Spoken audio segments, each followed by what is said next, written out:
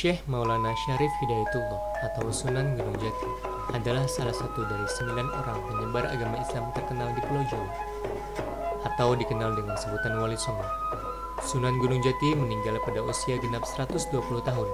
Beliau dimakamkan di Desa Astana, Kecamatan Gunung Jati, Kabupaten Cirebon. Komplek makam Sunan Gunung Jati saat ini telah menjadi tempat wisata ziarah bagi masyarakat dari berbagai penjuru, baik dalam maupun luar negeri. Para pengunjung yang datang memiliki berbagai niat dan keinginan. Makam Sunan Gunung Jati berada di puncak Gunung Lembung. Untuk mencapainya, kita harus melewati 9 pintu.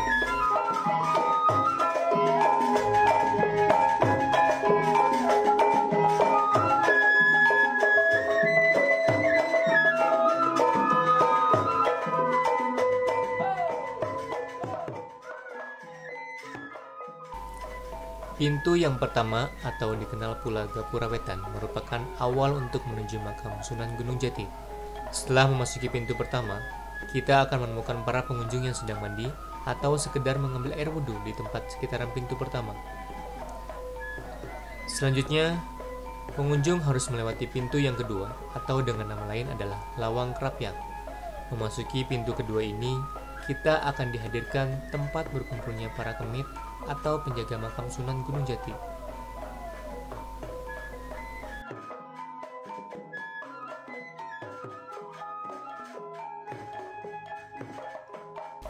Pintu ketiga adalah batas untuk masyarakat yang berziarah ke makam Sunan Gunung Jati, karena yang diperbolehkan masuk ke pintu selanjutnya atau Lawang Gede hanya keturunan Kanjeng Sunan Gunung Jati atau keluarga dari pihak keraton. Pintu ketiga ini disebut pula pintu pasujudan. Di depan Lawang Gede biasa dilakukan ritual tahlilan untuk mendoakan Sunan Gunung Jati. Para pengunjung biasanya mengambil air untuk dibawa pulang ke rumah, bahkan meminumnya di tempat. Air itu diyakini membawa berkah bagi para pengunjung.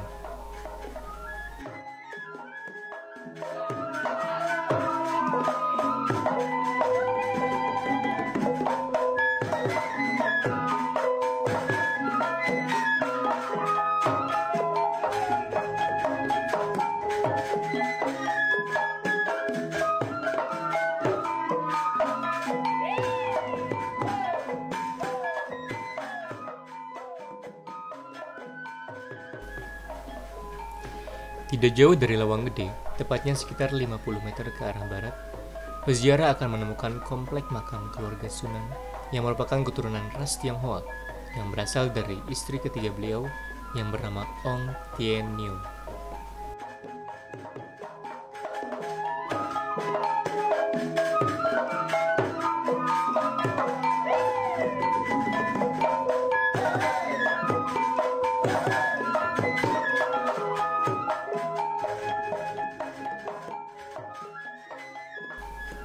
Walaupun masyarakat biasa tidak diperbolehkan memasuki Lawang Gede atau pintu ketiga dan seterusnya, namun masyarakat dapat melihat lebih dekat bangunan yang melindungi makam Sunan Gunung Jati dan memanjatkan doa di dekat makam Sunan. Hal tersebut dapat dilakukan dengan sedikit menaiki anak tangga menuju puncak Gunung Sembung, melalui pintu masuk yang berada di antara tempat berkumpulnya kemit ataupun Lawang Krapyak.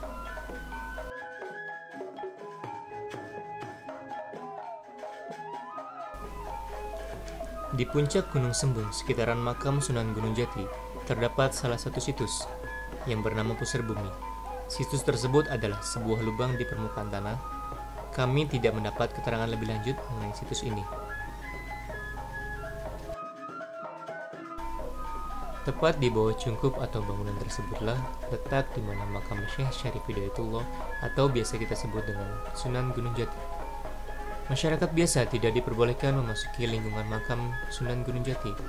Hanya keluarga keraton dan juga keturunan dari Sunan Gunung Jati yang diperbolehkan memasuki lingkungan tersebut.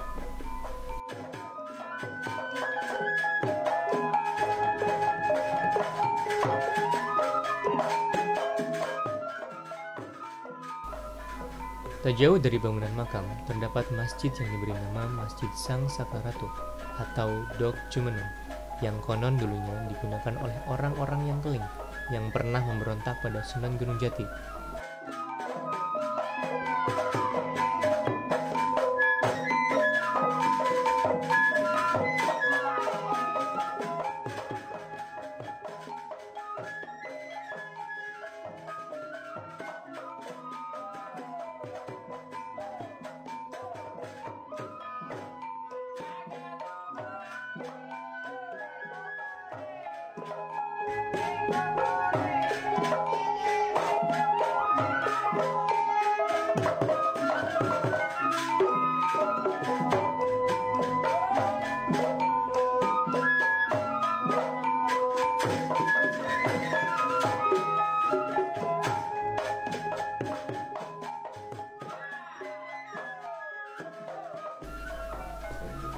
Tepat di depan pelataran pintu masuk masjid, terdapat prasasti yang isinya wasiat dari Syekh Syarif Hidayatullah, berbunyi, "Ingsun titip tajuk lan fakir miskin." Di dalam masjid, kita bisa melihat Al-Quran yang berusia ratusan tahun dan dibuat dengan tulisan tangan. Al-Quran ini merupakan peninggalan Syekh Syarif Hidayatullah pada masa kepemimpinannya di Cirebon.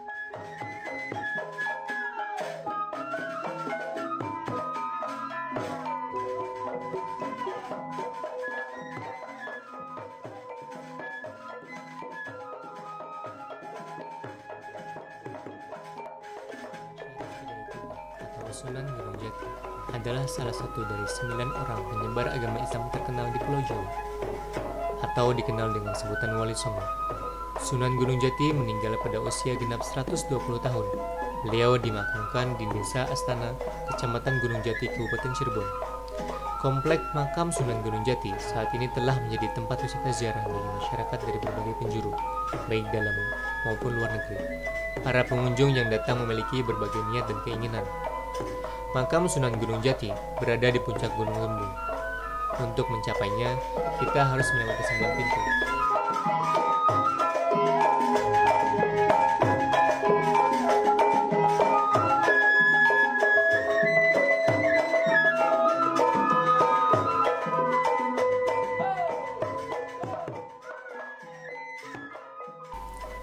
Pintu yang pertama atau dikenal pula Gapura Wetan merupakan awal untuk menuju makam Sunan Gunung Jati.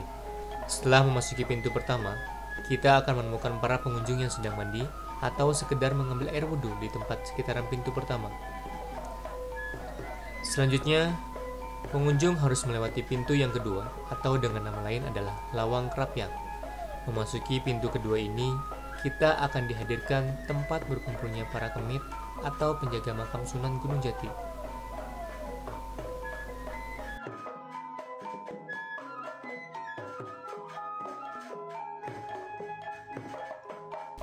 Pintu ketiga adalah batas untuk masyarakat yang berziarah ke makam Sunan Gunung Jati, karena yang diperbolehkan masuk ke pintu selanjutnya atau Lawang Gede hanya keturunan Kanjeng Sunan Gunung Jati atau keluarga dari pihak keraton.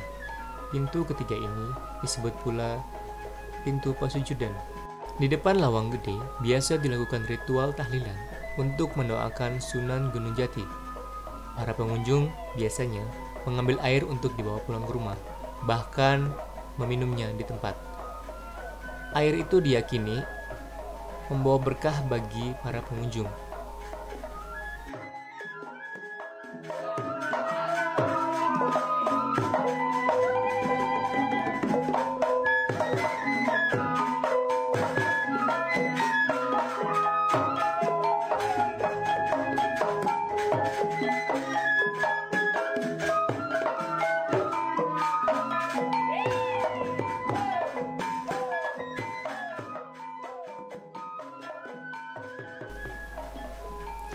Tidak jauh dari Lawang Gede, tepatnya sekitar 50 meter ke arah barat, peziarah akan menemukan komplek makam keluarga Sunan yang merupakan keturunan ras Tionghoa yang berasal dari istri ketiga beliau yang bernama Ong Tien Niu.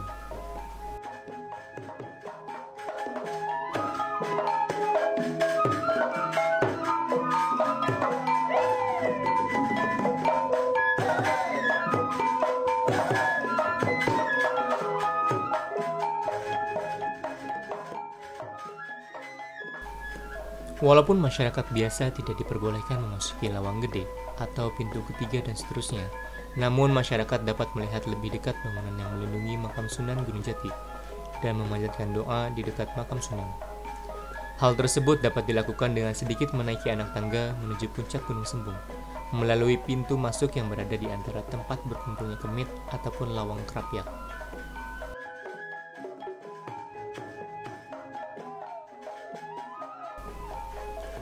Di puncak Gunung Sembung, sekitaran makam Sunan Gunung Jati, terdapat salah satu situs yang bernama Pusar Bumi. Situs tersebut adalah sebuah lubang di permukaan tanah. Kami tidak mendapat keterangan lebih lanjut mengenai situs ini. Tepat di bawah cungkup atau bangunan tersebutlah letak di mana makam Syekh Syarif Hidayatullah atau biasa kita sebut dengan Sunan Gunung Jati.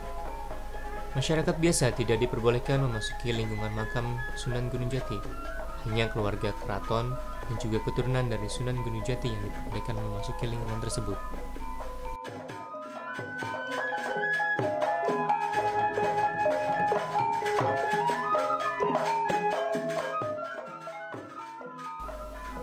Tak jauh dari bangunan makam, terdapat masjid yang diberi nama Masjid Sang Saka Ratu atau Dok Jumeneng, yang konon dulunya digunakan oleh orang-orang yang keling yang pernah memberontak pada Sunan Gunung Jati.